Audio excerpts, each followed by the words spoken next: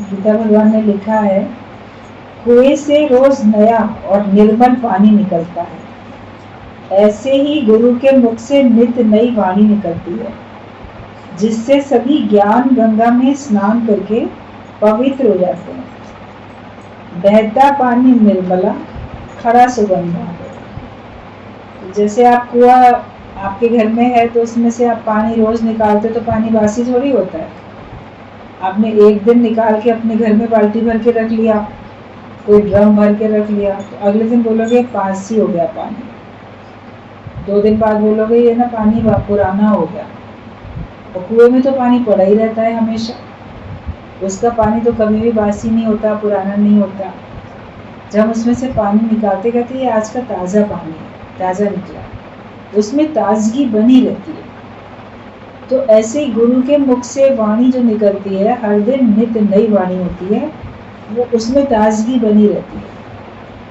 पानी वही है लेकिन वो ताजगी के साथ हमको मिलता है। तो वाणी भी वही होती है, वचन वही है, लेकिन वो हमको नित्य नई ताजगी के साथ मिलते हैं, हमको एकदम उत्साह उमंग में ले आते हैं। हमारा सारा अज्ञान को दूर करने के लिए कितने ज़रूरी हैं गुरु के मुख से निकले हुए वचन। जब आप सुनते हो तो आपका अज्ञान पूरी तरह से निवृत्त होता है। जैसे कोई आपको सामने से अगर कोई पिस्तौल से गोली मारेगा तो वो सीधे लगेगी तो आपका अंत हो जाएगा। ऐसे ही सामने से बैठ के सुनने में गुरु के मुख से जो वचन निकलते हैं, वो पिस्तौल की गोली की तरीके से गुरु के मुख से निकला, सीधा तुम्हारे हृदय में पहुंचा और तुम्हारे अज्ञान का अंत हो जाता है। हमारा अज्ञान चला जाता है। गुरु के सामने बैठते हैं, आप देखो अज्ञान आपके ऊपर हावी नहीं होने पाएगा। विचार अगर अज्ञानता के आने भी लगेंगे तो तुरंत दूर हो जाएंगे और लगेगा कि जैसे अज्ञान तो बना ही नहीं है ही नहीं अज्ञान। ये फर्क पड़ जाता है। तो जो गुरु की वाणी है वो नित्य नई है और इस ज्ञान की गंगा में हम रोज स्नान करते हैं। जितना पुण्य फल हमको रोज गंगा स्नान का मिलता है, उससे कहीं अधिक फायदा पुण्य फल हमें ज्ञान की गंगा में स्नान करने से मिलता है। क्योंकि यहाँ पे हमारा तन मन पवित्र होता है। वहाँ पे आपका तन तो होगा शुद्ध, निर्मल हो जाएगा तन, लेकिन जरूरी नहीं है कि आपका मन भी पवित्र हो जाए। गंगा स्नान करते समय आपका मन बड़ा खुश लगेगा, लेकिन आप देखो गंगा स्नान के बाद भी आपके मन के अगर दोष हैं तो उस पानी से स्नान करने से आपके मन के दोष नहीं जाते हैं। जो भी आपके मन में है अगर खराबियां, राग, द्वेष, ईर्ष्या, जलन, प्रतिस्पर्धा, बदले की भावना, किसी के बारे में षड्यंत्र रचना, नुकसान पहुंचाना किसी का, तो जो इस प्रकार की भावनाएं हैं, तो वो भावनाएं गंगा नदी में स्नान करने के बाद भी नहीं जाती।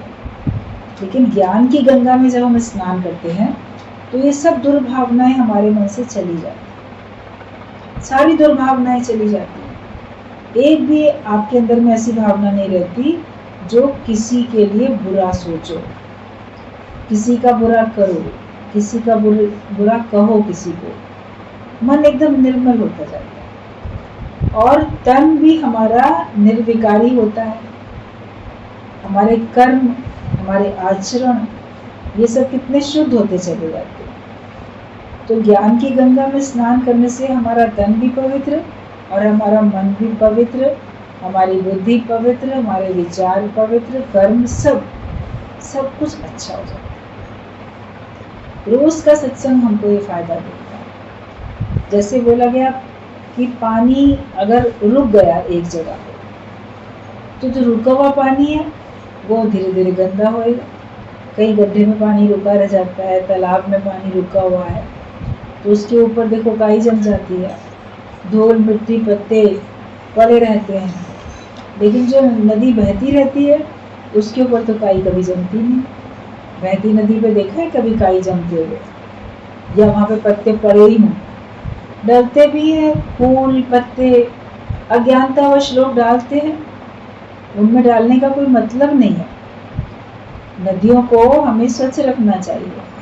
फूल पत्ते सब हमको धरती में मिट्टी में डालने चाहिए ताकि वो खाद बने और धरती की उर्वरा शक्ति बढ़े, उसमें और अच्छी शक्ति आए मिट्टी में, जो कि आप जो भी बीज डालोगे उसको वो शक्तिशाली बना सके।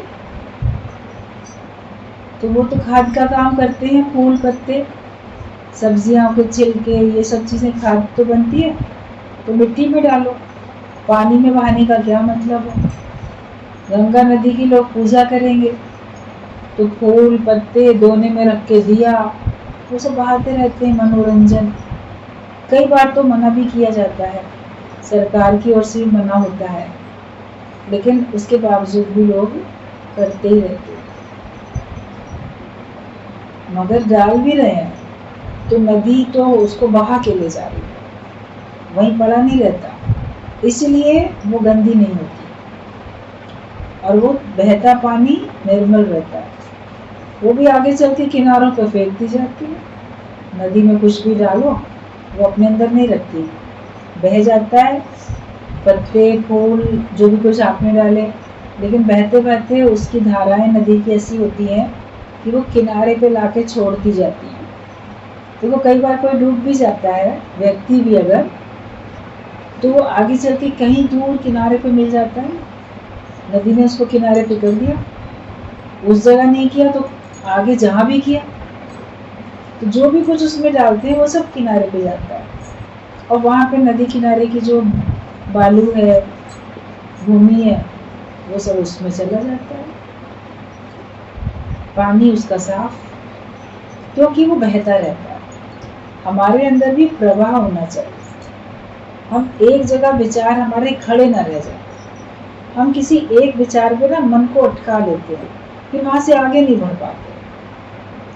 जैसे टूटा हुआ रिकॉर्ड होता है, उसमें सुई अटक जाती है तो वही आवाज सुनाई देती है। रिकॉर्ड प्लेयर होते थे पहले ज़माने में, अभी आजकल के बच्चों ने तो शायद देखे भी ना हो, जानते भी ना हो। तो उसमें रिकॉर्ड लगाते थे, फिर उसको बजाया जाता था, उसके ऊपर किनारे पे उसकी सुई रखते थे रिकॉर्ड प्लेयर की, और तो वो चलता था, गोल गोल घूमता था और उसमें आवाज़, गाना जो भी उसमें भरा होता था वो सब सुनाई देता था। लेकिन अगर वो रिकॉर्ड कहीं से टूटा हुआ है तो उसकी सुई वहीं अटक जाती थी, तो बार बार वही आवाज़ रिपीट होती रहती थी। तो उसको जल्दी से सुई को उठा के थोड़ा आगे रखना पड़ता था कि अरे ये तो टूटी जगह पे अटक गई, ज़रा आगे रखो, तो वो आगे चलता था। अपने अंदर देखो कि तुम्हारे अंदर वही विचार बार बार चल रहे हैं, तो तुम्हारा भी रिकॉर्ड टूट गया, तो तुम्हारे मन की सुई वहीं अटक गई, उसके आगे सोच ही नहीं पाते, उसके आगे बढ़ ही नहीं पाते। जो एक विचार अंदर अटक जाए वो फिर कितना परेशान करता है। इसलिए अपने अंदर प्रवाह रखो, बीती ताई विसार दे, आगे की सुन ले। पुरानी बातों में अटक के नहीं बैठ जाओ, जो हो गया सो हो गया, उससे शिक्षा ले ली, आगे बढ़ जाओ। वो काम दोबारा ना किया जाए, उस प्रकार का आचरण दोबारा ना हो, उस प्रकार के विचार अंदर ना रखे जाए। अपने को आगे उन्नति की ओर लेते जाओ, धकेल के भी अपने को उन्नति की ओर लेके जाओ। मन बार बार पुरानी बातों में अटक जाएगा, फिर उन्नति उसकी रुकती है। दूसरा इसमें दोषी नहीं है, हमारा अपना मन, हमारे विचार दोषी है, जो कि हम आगे नहीं बढ़ना चाहते। कल तक कोई बात हुई, बोलो आज नए सिरे से मेहनत करेंगे, आज नए सिरे से निष्कामी बनेंगे, सकामी कर्म फिर छोड़ेंगे, आज निष्कामी बनेंगे, आज और हम गुरु आज्ञा में चलेंगे, आज हम गुरु के कार्य में और बढ़ेंगे। अपना जो भी निश्चय आपने किया होता है उसको आप आगे आगे बढ़ाते तो जाओ। संकल्प दिवस होते हैं, उस पर संकल्प कर लेते हैं, मगर वो केवल सुनाने तक थोड़ी होते हैं। हमने ये संकल्प किया, हमने वो संकल्प किया।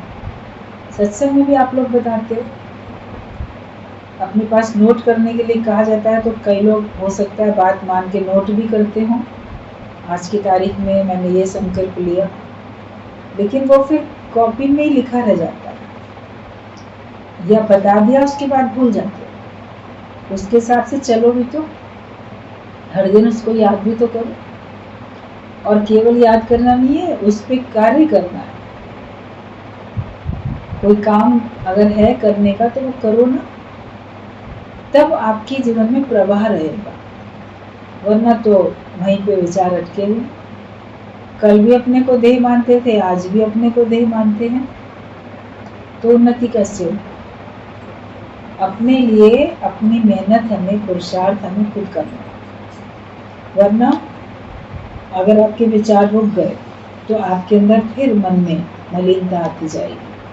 कार्य में अगर नहीं लगोगे तो फिर मलिनता आएगी। वाणी तो गुरु की रोज नित नई सुन ली, मगर उसको हमने आगे नहीं बढ़ाया, वहीं पर खड़ा रहने दिया, उसको व्यवहार में नहीं उतारा, तो मन में तुम्हारे फिर मलिनता आती जाती है। लेक्चरर और ब्रह्मज्ञानी में ये फर्क है कि लेक्चरर शास्त्रों की वाणी पढ़कर याद करके उधारा लेक्चर आकर करते हैं, जिससे वाणी का रस सबको थोड़े समय के लिए आएगा, पर किसी को एक भी फायदा या चेंज नहीं होगी, ना ही किसी को बीमारी की दवा मिलेगी।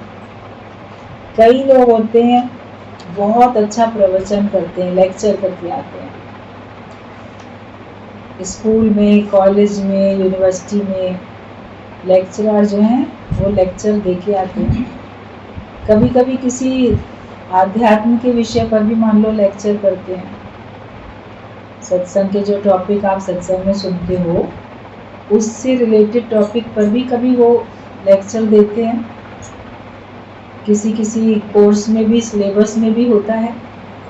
लेकिन वो जो लेक्चर देते हैं, बहुत पॉइंट्स इकट्ठे किए, बताए, सुन के लोग बड़े मगन हो रहे हैं, बहुत अच्छा लेक्चर दिया, कितने अच्छे नए नए पॉइंट्स बोले।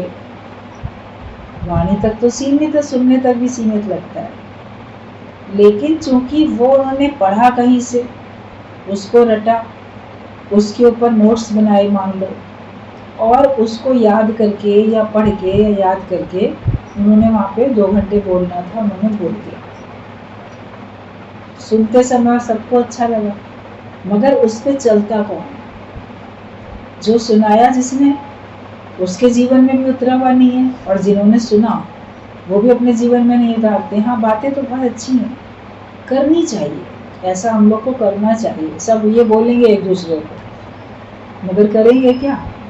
करेंगे फिर जो शुरू से करते चले आ रहे हैं, गलतियाँ, भूल, अपराध, ये सब करते ही चले आ रहे हैं। सुना तो बहुत है सबने। तो ब्रह्मज्ञानी के लेक्चर में और लेक्चरर के लेक्चर में यही अंतर होता है कि ब्रह्मज्ञानी के पास जब आप आके सत्संग सुनते हो, लेक्चर तो वो भी देता हुआ दिखता है, उसका भी प्रवचन कहलाया जा रहा है। लेकिन दादा भगवान बोलते थे, प्रवचन तो पराया वचन है, प्रवचन ना बोलो, उसको पराया मत करो, ये अनुभव के वचन है, और ये तुम्हारे जीवन में आके चेंज करेंगे, तुमको परिवर्तित करेंगे। तो जब सत्संग में हम वो बातें सुनते हैं तो हमारा मन उनको स्वीकार भी करता है, और उनके हिसाब से हम जीवन बनाते भी हैं। क्योंकि ब्रह्मज्ञानी दूसरा देख के प्रवचन नहीं करता है, पराया तुमको देख के, तुमको दूसरा देख के नहीं सुनाता कि मैं ज्ञानी हूँ, ये लोग अज्ञानी हैं, इन अज्ञानियों को मैं ज्ञान दूँ। वो हमको अपना आप देख के सुनाता है, जैसे कि मैं अपने आप को ही सुना रहा हूँ। इतने रूप में मैं ही तो हूँ, इतने रूप में इन सब के अंदर जिस जिस प्रकार का भी अज्ञान है, वो सब मेरा ही तो है, और मैं अपने ही अज्ञान को दूर करने के लिए बात कर रहा हूँ। मेरे मुख से शब्द निकल रहे हैं, मेरे कान भी सुन रहे हैं, इन सब के कानों से भी मैं ही सुन रहा हूँ, मैं अपने को सुधार रहा हूँ। वो ये भाव रखते हुए हमको लेक्चर देता है ब्रह्मज्ञानी। इसलिए हमारा सत्संग सुनने से बहुत जल्दी उद्धार करता है और ज्ञान का असर होता है। लेक्चरर जो है वो किसी के अंदर के अज्ञान को दूर नहीं कर पाते हैं, वो ऊपर से ज्ञान तो दे देते हैं, उनको उन्होंने अच्छे अच्छे पॉइंट्स, दृष्टांत, कोटेशंस बहुत सुना दी, और वो सुनने वालों ने भी रट ली, उनके अंदर भी चला गया मान लो वो ज्ञान। लेकिन जो उनके अंदर खोट था, खराबी थी, जो उनके अंदर अज्ञान था पहले से, उस अज्ञान की तो निवृत्ति होती नहीं है, वो अपनी जगह पर रहता है। ऊपर से और भर जाता है ज्ञान, वो अलग बात है, लेकिन हमें खाली भी तो करना है अपने आप को, बुराइयों से बचाना भी तो है। तो जो बीमारी थी, उस बीमारी की दवाई तो नहीं मिल पाती। शरीर की बीमारी तो सब जानते हैं, लेकिन मानस रोग, मन की बीमारी, वो भी तो सबके पास होती है। ईर्ष्या, द्वेष, ये सब मन की बीमारियां हैं। तो अच्छे अच्छे पॉइंट्स सुन लेने से हमारे अंदर के रोग, मानसिक रोग तो नहीं जाते हैं, वो जाते हैं ब्रह्मज्ञानी के द्वारा ज्ञान सुनने से। लेक्चरर्स के लेक्चर से नहीं जाएंगे, जो दुनिया में बहुत प्रवचन करते रहते हैं या कहीं स्कूल कॉलेज में अच्छी बातें बताते रहते हैं, उससे आपको पूरा फायदा नहीं होता है। हो सकता है कुछ परसेंट फायदा हो जाए, जो अपने पे कृपा कर लेगा, कुछ परसेंट बदलाव आ सकता है, लेकिन 100% नहीं आता है। थोड़े समय के लिए आएगा बदलाव, उसके बाद फिर व्यक्ति परिस्थिति आने पे वैसा ही व्यवहार करना शुरू कर देता है। तो जो लेक्चरर है और ब्रह्मज्ञानी में अंतर होता है। लेक्चरर के लेक्चर से किसी को फायदा नहीं पड़ता, परिवर्तन नहीं आता, और उसका अज्ञान पूरा का पूरा निवृत्त नहीं होता। अपरा विद्या उसे कहते हैं, A to Z जो भी विद्या है उसे बाहर से ग्रहण करना पड़ता है, जो भूल भी जाएगी। उसमें विद्वान बनने का अहंकार रहेगा, विद्वानों से हारने का डर भी रहेगा, विद्या भूलने की चिंता भी रहेगी, और किसी का भी फायदा नहीं होगा। तो ये सब अपरा विद्या कहलाती है। जो A to Z जो भी विद्या है वो हम बाहर से ग्रहण करते हैं, बाहर से सुनते हैं, बाहर से पढ़ते हैं, बाहर से लेते हैं, हम उसको बाहर से ग्रहण करते हैं। तो वो हमारे को अंदर से परिवर्तन नहीं ला पाती, चेंज नहीं कर पाती है। और उस ज्ञान में, जो ज्ञान आपको मिला बाहर से, जो कुछ आपने पढ़ा या सुना, उससे आपके अंदर में विद्वान बनने का अहंकार रहता है। मैं कितना विद्वान बन गया, मैंने ना चारों वेद पढ़ लिए, मैंने सारे शास्त्र पढ़े, मैंने ये पुराण भी पढ़ लिया, मुझे ये भी आता है, मैंने वो विद्या भी सीख ली। तो जो कुछ बाहर से आप सीखते जा रहे हो, उससे आपके अंदर में विद्वान बनने का अहंकार भी तो आ रहा है।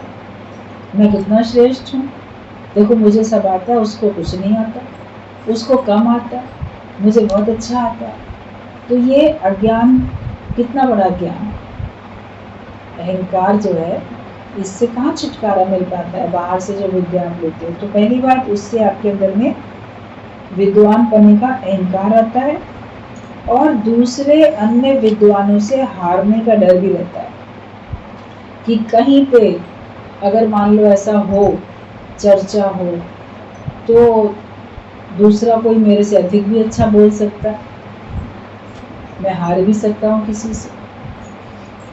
अनेक विद्वान जहाँ इकट्ठे हों और बोलने के लिए कहा जाए किसी टॉपिक पे, तो डर भी रहता है, शायद मेरे से ज़्यादा कोई ये ना बोल ले, दूसरा मेरे को हरा ना दे। कई बार शास्त्रार्थ होते थे, उसमें एक दूसरे से कौन श्रेष्ठ है इसके लिए, तो कौन जीतेगा कौन हारेगा, विद्वान तो दोनों ही हैं। तो उनको दूसरे से हारने का डर भी तो रहता है, जो बाहर की विद्या लिए होते हैं। अहंकार है, मैं विद्वान हूँ और कभी दूसरे विद्वान से हार सकता हूँ, इस बात का डर भी उनके अंदर में रहता है। और विद्या भूलने की चिंता भी रहती है, कहीं हमसे ज्ञान भूल ना जाए। भूल गए तो क्या होगा, तो रोज रोज उसको याद करेंगे, रोज पढ़ेंगे कि हमसे भूल ना जाए, ये मंत्र, ये श्लोक, ये वाणी, ये बात भूल ना जाए हमसे। तो भूलने का डर भी रहता है उसमें, और उससे किसी को फायदा भी नहीं होता। जो जैसे है, जीव अपने को मानते हैं तो जीव ही मानते रहते हैं। ब्रह्म अपने को कहाँ मानते हैं? ब्रह्म के ऊपर लेक्चर करने वाले भी अपने को ब्रह्म नहीं जान पाते। एक दृष्टांत था कि एक राजा तो था ब्रह्म ज्ञानी, मगर वो ऐसा दिखावा नहीं करता था। एक बार उसके पास कोई आया पंडित ब्रह्म के ऊपर लेक्चर देने के लिए। राजा तो सभी ज्ञानियों का स्वागत करते हैं, विद्वानों का। उसने बहुत अच्छा बताया, लोग बड़ी वाह वाह अंदर से प्रशंसा कर रहे थे, सारे दरबार में जितने बैठे थे। ये भी ब्रह्म है, वो भी ब्रह्म है, वो ब्रह्म के अतिरिक्त कुछ नहीं है। ब्रह्म के ऊपर उसने बहुत अच्छा लेक्चर किया। सबने बड़ी अंदर अंदर बार बार कभी ताली बज रही है, कभी प्रशंसा हो रही है। जब उसका लेक्चर पूरा हुआ, राजा ने उससे एक बात पूछी कि आप कौन है, तुम कौन हो? तो एकदम राजा को देखने लगा, मैं कौन हूँ? तो अब मैं ब्रह्म हूँ ये नहीं कह पाया। जब कह रहा है कि सभी तरफ ब्रह्म ही ब्रह्म है, ब्रह्म के अलावा दूसरा कुछ नहीं है। तो राजा ने पूछा कि आप कौन हो? तो एकदम से सच पका गया, ये बोल ही नहीं पाया कि मैं ब्रह्म हूँ, मैं तो फलाना व्यक्ति हूँ।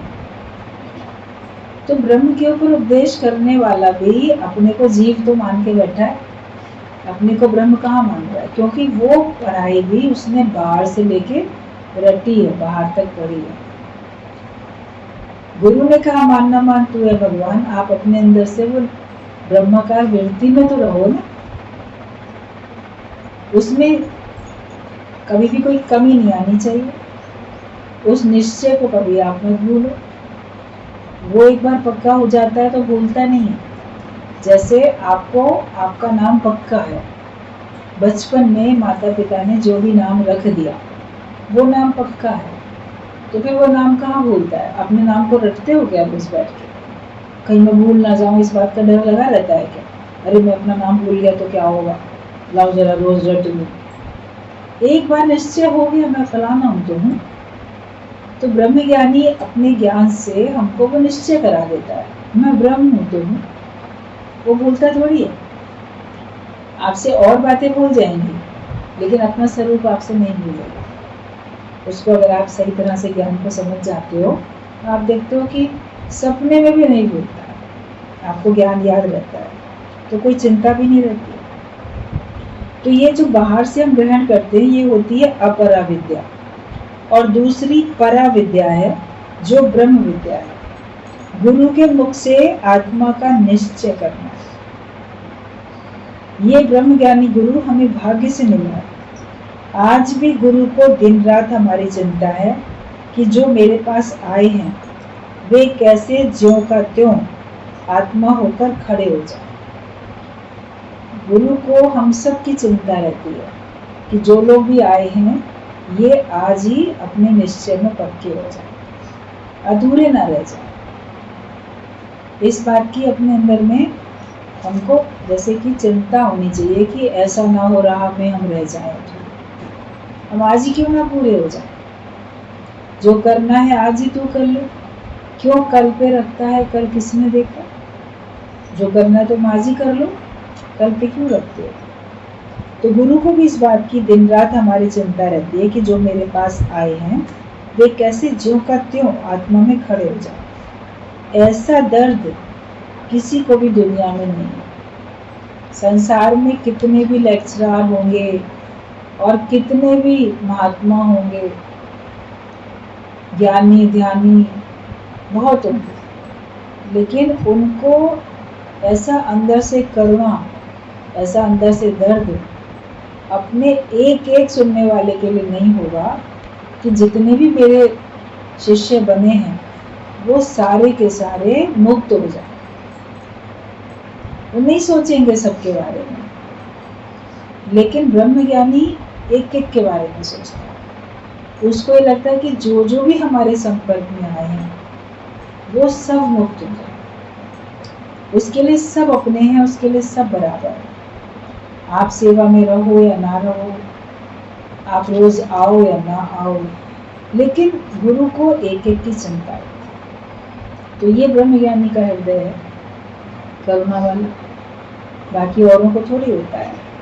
तो हम समझें कि ये ब्रह्मज्ञानी गुरु हमें भाग्य से मिला है, कि आज भी गुरु को रात दिन हमारी चिंता है कि जो मेरे पास आए हैं वे कैसे ज्यों का त्यों आत्मा में खड़े हो जाएं। ऐसा दर्द किसी को भी दुनिया में नहीं है। अथक परिश्रम करके, एक से एक प्राइवेट मेहनत करके, सबके संशय भ्रम मिटाकर आनंद में लाता है। गुरु का काम होता है कि सबके संशय भ्रम मिटा के उनको आनंद में ले आए। और जब वो देखता है कि अगला व्यक्ति ना बड़ा मस्त रहता है, अगला व्यक्ति बड़ा खुश रहता है, अब उसके अंदर कोई दुख नहीं है, उसके अंदर कोई चिंता नहीं है, तो गुरु को तसल्ली होती है कि जैसे मेरा काम पूरा हो। और जब तक कोई ऐसा नहीं बन पाता तब तक उसके लिए अंदर चिंतन चलता रहता है, इसको और कौन सा ज्ञान सुनाया जाए जो ये चिंता रहित हो जाए। तो ये गुरु की मेहनत है, एक एक से प्राइवेट मेहनत करके, मतलब अलग से भी आपको बिठाल के आपका अज्ञान निवृत्त करता है, आपके अंदर के संशय भ्रम दूर करता है। जो आपके अंदर माया का कोई विचार अटका हुआ है, कोई कांटा फंसा हुआ है मन में, उसको वो निकालता है, निकाल के फिर आपको ऐसा ज्ञान दे देता है जिससे आप आत्मिक स्थिति में आ जाते हो, कि सबके संशय भ्रम दूर करता है और तुमको वो आनंद में ले आता है। लक्ष्मी भगवान ने कहा कि तुम्हारे ऊपर तो गुरु है और मेरे ऊपर निराकार। दादा भगवान का जब शरीर सामने नहीं रहा, शरीर की तो लीला होती है, जितने समय के लिए भगवान भेजते हैं उतने समय तक 5 तत्वों का शरीर रहता है, उसके बाद वो शरीर नहीं रहता। तो जब दादा भगवान का शरीर नहीं रहा तो दादा भगवान के जो आप समान शिष्या लक्ष्मी भगवान थी और गीता भगवान ने उन्हीं को अपना गुरु माना हुआ था, क्योंकि दादा भगवान तो उनके शरीर रूप से पिता थे। बोले पिता में फिर भी पिता की भावना रहेगी, पूरी तरह से गुरु की भावना नहीं भी आ सकती है, पूरी तरह से उनको गुरु हम कैसे मानेंगे। और देखने में लोगों को भी लगेगा भाई ये तो पुत्री है इनकी, इसीलिए इसको फेवर करते हैं, या ये तो इनके पिता हैं। माता पिता गुरु होते हैं, लेकिन फिर भी जो गुरु है उसका स्थान माता पिता से भी ऊंचा होता है। तो उन्होंने कहा कि आज्ञा में हम इनकी चलेंगे। गुरु दादा भगवान भी हैं, पिता के रूप में गुरु हैं, पिता भी हैं गुरु भी हैं, लेकिन हम लक्ष्मी भगवान को अपना साथ में गुरु मान के, क्योंकि वो उनके बराबर आप समान, कि हम इनको अपना गुरु मान के इनके आज्ञा में इनके हिसाब से चले। तो उन्होंने अंत तक लक्ष्मी भगवान की आज्ञा में अपना जीवन बिताया। जैसा जब लक्ष्मी भगवान ने कहा वैसा तब उन्होंने किया, मन बुद्धि नहीं चला, और सेवा में रहे। हर प्रकार की जो भी सेवा गुरु ने चाहिए तुरंत तत्पर रहते थे सेवा में। तो बोला लक्ष्मी भगवान ने कहा है कि तुम्हारे ऊपर तो गुरु है और मेरे ऊपर निराकार है, मतलब कि अब शरीर रूप से मान लो राधा भगवान नहीं है तो निराकार रूप से तो है ना मेरे ऊपर। निराकार देखता है कि ये किस तरह सच्चाई से पढ़ाई करता है। अगर कोई सोचे इनके सर पे ना अब इनका गुरु है नहीं, जिससे ये ज्ञान सुनते थे वो तो अब शरीर रूप में है नहीं, तो अभी अपनी मनमर्जी चलेंगे, जो भी कहेंगे जैसे भी करेंगे। लेकिन और ज़्यादा जिम्मेदारी बन जाती है कि सामने कोई है, लापरवाही होगी तो वो टोक देगा, हमको बता देगा। सामने कोई नहीं है तो कौन टोकेगा, तो हमें खुद ही अपनी सावधानी बहुत अधिक रखनी पड़ती है, क्योंकि इतने रूपों में गुरु है। एक रूप में था पहले, तो अब तो अनेक रूप में है ना। कोई भी आपको टोकेगा, कोई भी आपको सुझाव करेगा, बोलो गुरु ही तो है। तो निराकार तो ये देखता है कि ये किस तरह सच्चाई से पढ़ाई करता है। निराकार देख रहा है, उसकी आंखें हमेशा हमारे ऊपर है कि हम ज्ञान को सच्चाई से पक्का कर रहे हैं या अंदर कुछ है बाहर कुछ है। बाहर ज्ञान ध्यान स्नान, अंदर व्यापे लोभ स्वान। ऐसा तो नहीं है कहीं कि अंदर किसी प्रकार का लोभ लालच हो और बाहर से बड़ा हम ज्ञान ध्यान स्नान में लगे, बाहर से बड़े ज्ञानी अच्छे बन के दिखा रहे हैं, शब्द ऐसे अच्छे बोल रहे हैं, मगर अंदर हम जानते हैं कि तेरी कर्म कहानी तेरी आत्मा ही जाने, परमात्मा ही जाने। अंदर से तुम क्या हो, क्या सोचते हो, क्या चाह रहे हो, किस प्रकार का लोभ लालच है, वो तो उसका पता तुम्हीं को होता है, लेकिन तुम्हारे साथ साथ परमात्मा को पता हो और किसी को पता नहीं होगा।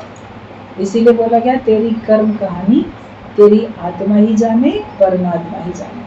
जो भी कर्म तुम करते हो शरीर से, वाणी से और मन से, उन सबको देखने वाला निराकार परमात्मा है।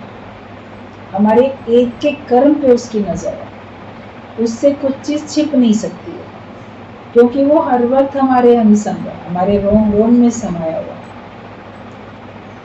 तो फिर और जिम्मेदारी बनती है कि भगवान को हम क्या मुंह दिखाएंगे। लोगों को तो हम बना लेंगे अपने हिसाब से, जैसा चाहेंगे वैसा बना लेंगे, लेकिन भगवान तो जानता है ना कि तुम ब्रह्मज्ञानी हो कि नहीं हो। तो निराकार देखता है कि किस तरह सच्चाई से पढ़ाई करता है, अपनी पूजा या कीर्ति तो नहीं कराता है। कोई लोग अपनी पूजा कराने लग जाते हैं, अरे हमारा बहुत ऐसे पूजा हो, कीर्ति हो, वाहवाही हो, नहीं हो रही है तो बड़ा बुरा लग रहा है, टोक रहे हैं कि तुम लोग को गुरु का मान सम्मान करना नहीं आता, इज्जत करनी नहीं आती, या अपने सबको बोल के रखते हैं कि ऐसे ऐसे करो, ऐसे ऐसे कहो, सिखा रहे हैं तुमको। अंदर में हमको मान बढ़ाई की इच्छा है, कीर्ति की इच्छा है, या अंदर हम निर्लेप में आ रहे हैं, हम उनको सिखाने के लिए बोल रहे हैं, या हम अंदर से कुछ चाह भी रहे हैं। बहुत सूक्ष्म बात है, इसको समझना पड़ता है कि ठीक है हम औरों को मर्यादा सिखाएं, उन्हें करनी चाहिए, लेकिन क्या मुझे चाहिए? मुझे कुछ नहीं चाहिए, मगर उनको आना चाहिए, इसलिए बताया जाता है। इसमें फर्क पड़ जाता है। तो ये कि कौन कहीं अपनी पूजा या कीर्ति तो नहीं कराता है, किसी को अज्ञानी मूर्ख तो नहीं समझता है, या आप सुनाने लग जाओगे गुरु ऊपर से है नहीं, तो दूसरों को क्या समझ रहे हो, ये बड़े अज्ञानी हैं, ये बड़े मूर्ख हैं, ये बड़े कम बुद्धि के हैं, अकल नहीं इनको, मैं इनको होशियार बना रहा हूँ। तो उन सबको भी क्या करके देख रहे हो, इस बात पे ध्यान देना। भगवान देख रहा है, सर्व में तुमको वो ज्योत देखनी है, सब में तुमको वो भगवान देखना है।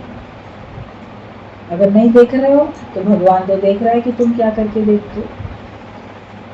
कि किसी को अज्ञानी मूर्ख तो नहीं समझते हो, अपने शरीर में तो किसी को नहीं अटकाते हो। कोई लोग अपने ही शरीर में दूसरों को अटकाते हैं, अरे मैं ही तुम्हारे लिए सब कुछ हूँ, मैं तुम्हारे लिए करूँगा, मैं क्या नहीं हूँ।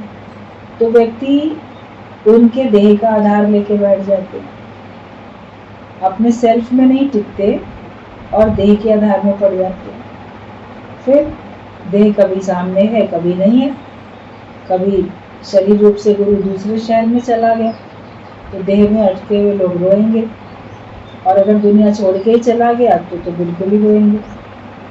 तो शरीर में ये भगवान देखते रहते हैं निराकार कि ये ज्ञान सही तरह से अपनी ज्ञान की पढ़ाई पढ़ रहा है कि नहीं पढ़ रहा है, ये अपने मान इज्जत कीर्ति में तो नहीं लगा, ये किसी को कम या मूर्ख तो नहीं समझता, या ये किसी को अपने शरीर में तो नहीं अटका के बैठा है। ये सब पिटफॉल्स हैं, गिरावट के गड्ढे हैं।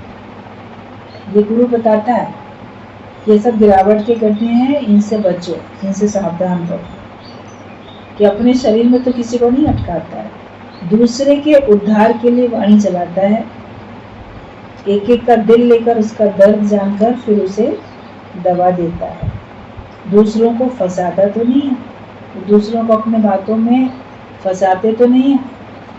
ये तो निराकार देख रहा है, बाकी लोग तो नहीं समझ पा रहे, वो व्यक्ति खुद समझ रहा है या उसका भगवान समझ रहा है कि हम दूसरों के उद्धार के लिए वाणी चला रहे हैं या दूसरे को टोक ताना लगाने के लिए। कभी टॉन्ट करने के लिए भी लोग वाणी चलाते हैं, दूसरे की कमी को उजागर करने के लिए वाणी चलाते हैं, लेकिन जो कुछ हम बोल रहे हैं वो दूसरे के उद्धार के लिए बोल रहे हैं, ये देखना चाहिए। और वो भगवान देख रहे हैं, तुम भी देखो, भगवान भी देख रहा है। कि एक एक के उद्धार के लिए वो वाणी चलाता है दूसरे के लिए, और एक एक का दिल लेकर, मतलब उसके दिल में कौन सी परेशानी है, कौन सी दिक्कत है उसके दिल में, वो देखकर उसका दर्द जान के फिर उसे दवा देता है कि इसके अंदर क्या परेशानी है। परेशानी को जान के तब वो उसको ज्ञान के वचन बताता है। दूसरों को फंसाता तो नहीं है, ये भगवान देखता है कि देखें ये दूसरों को कहीं अपने में फंसा तो नहीं रहा। निराकार की महिमा करता है या अपनी करता है। जब शरीर रूप से गुरु सामने नहीं है तो निराकार सामने है। वो देख रहा है कि तुम निराकार की महिमा कर रहे हो या तुम अब अपनी महिमा कराने में लग जाते हो। देखो मैं क्या नहीं, ये मैं जो है ये गिरावट का कारण है। मैं का शीश तुम्हारा उठना नहीं चाहिए, वो तुमको गिराएगा, परम पद से बिल्कुल नीचाई की तरफ लेके जाएगा। और भगवान अहंकार को स्वीकार ही नहीं करते, अहंकार को तो समाप्त करते हैं। तो गुरु के ऊपर ये सब जवाबदारी होती है कि दूसरों को फंसाता तो नहीं है, निराकार की महिमा करता है या अपनी महिमा करता है। गुरु के ऊपर बड़ी जवाबदारी, उसे भगवान को जवाब देना है। भगवान सवाल करेंगे तो तुम क्या जवाब दो। भजन तो गाले तो गुरु मांगेगा हिसाब, लेकिन भगवान निराकार भी तो मांगेगा हिसाब तुमसे। शरीर छोड़ के तुम जाओगे तो तुम्हारे सामने तुम्हारे कर्मों का लेखा जोखा सब बताया जाएगा, और भगवान तो तुमसे हिसाब मांगेगा। ऐसा नहीं कि नहीं मांगेगा। तो गुरु के ऊपर भी ये बड़ी जवाबदारी होती है, उसको जवाब देना पड़ेगा भगवान को। इसलिए वो इन सब बातों से सावधान रहता है। शरीर रूप से ऊपर गुरु नहीं है तो और अधिक सावधान रहता है। ये सब गिरावट की बातें हैं, ये सब सामने आती जाएंगी और इनमें तुम बचते हो या इनमें तुम गिरते हो। जैसे गुरु नानक ने कहा है कि प्रभु के सिमरन, पर ऐसा नहीं कहा कि नानक के सिमरन। जहाँ जहाँ बोला प्रभु के सिमरन दुख न संतापे, प्रभु के सिमरन बोला। उन्होंने नानक के सिमरन थोड़ी बोला कि गुरु के मेरे सिमरन दुख न संतापे। उन्होंने तो निराकार भगवान को ही सौंपा। तो तुम भी किसी को भी ज्ञान बताओ, कुछ भी करो तो भगवान के ऊपर सौंपो, गुरु के ऊपर। अपने लिए नहीं बोलो कि मैं तुम्हारे लिए बैठा हूँ, मैं तुम्हारे लिए कर रहा हूँ, मैं नहीं करूँगा तो कौन अब करेगा। घर में भी यही बात कहते हो घर वालों से, और अगर सत्संग सुनाने लगोगे तो उनसे भी आप यही बोलोगे। तो अपने आधार देके देखा उसमें तुम अटकाओगे। तो गुरु नानक देव ने भी प्रभु के सिमरन कहा, पर ऐसा नहीं कहा कि नानक के सिमरन। पर आज भी सब नानक के शरीर और ग्रंथ को बैठे पूज रहे हैं। पर नानक ने कहा कि निराकार के सिमरन से तुम्हें ये फायदे होंगे। आज भी गुरु कहते हैं कि मुझे शरीर करके नहीं देखो, किसी का भी नाम रूप दिल में नहीं रखो, पर गुरु निराकार आत्मा है, ये सतोगुणी ज्ञान। गुरु को अगर देखते भी हो तो उसको देख के सोचो ये निराकार आत्मा है। हमारे लिए हम आकार में है तो हमारे लिए आकार लेके है सामने, लेकिन है निराकार। ये भाव होना चाहिए तो तुम अपने लिए भी निराकार वाली बात रख पाओगे। तुम दूसरे को ब्रह्म करके देखोगे तभी तो अपने को ब्रह्म करके देख पाओगे। आत्मा पश्यन्ति आत्मा बोला गया कि आत्मा ही आत्मा को देख पाता है। तुम अपने को आत्मा जानोगे तब दूसरे को आत्मा देख पाओगे। अपने को देह मानोगे तो दूसरे को कैसे आत्मा देखोगे। तो किसी का भी नाम रूप दिल में नहीं रखो, पर गुरु निराकार आत्मा है, ये सतोगुणी ज्ञान है। गुरु हाथ से इशारा देता है कि सूर्य देखो। हम सूर्य को न देखकर हाथ से ही चिपक जाते हैं। ऐसे गुरु इशारा देते हैं निराकार का और हम साकार में अटक जाते हैं। ये अज्ञान है, तमोगुणी ज्ञान। तो हमें सतोगुणी ज्ञान में रहना है, हमको तमोगुणी ज्ञान में नहीं रहना है। गुरु इशारा दे रहा है हाथ से कि वो देखो सूर्य है, हम हाथ को ही पकड़ लेते हैं। ये हाथ कितना अच्छा, इसने ना मुझे सूर्य दिखाया। तो सूर्य को देखो ना, हाथ को पकड़ के क्यों बैठे। तो हम उस निराकार को जाने, किसी साकार के माध्यम से हमको वो मंजिल मिली, पता चला, तो हम उस मंजिल में टिकेंगे ना। हम उस माध्यम में क्यों अटक जाएंगे। ये अज्ञान है और तमोगुणी ज्ञान है, पर सर्व में देखे भगवान, ये सत्य है। सब में भगवान देखो, यही सत्य है। और उसके अलावा कुछ भी सत्य है नहीं। कहते कोई जगह न तुझसे खाली है, तू व्यापक डाली डाली है। सर्व में हमको भगवान देखना है। जहाँ नजर जाए कण कण में, जर्रे जर्रे में हमको भगवान ही दिखे। ये भी भगवान, ये भी भगवान। भगवान देखने की आदत डाल लो, और ये भगवान देखने की आँख, विवेक की आँख हमको सत्संग में आके गुरु से मिलती है, ये लेके जाओ। और जिस जिस पे निगाह डालो, बोलो वाह, मन ही मन बोलो, मुख से बोलने की भी जरूरत नहीं है। मन ही मन देख के खुश हो जाओ, अरे वाह, ये भी भगवान, ये भी भगवान, ये भगवान का कितना सुंदर रूप है। जो भी रूप दिख रहा है उसमें सुंदरता को देखो। सत्यम शिवम सुंदरम, उसमें सुंदरता है, भगवान की सुंदरता है, तो वो तुम देखते चले जाओ। तो आप देखोगे आप जीवन मुक्त हो जाओगे, और फिर आवागमन के चक्कर से भी छूट जाओगे।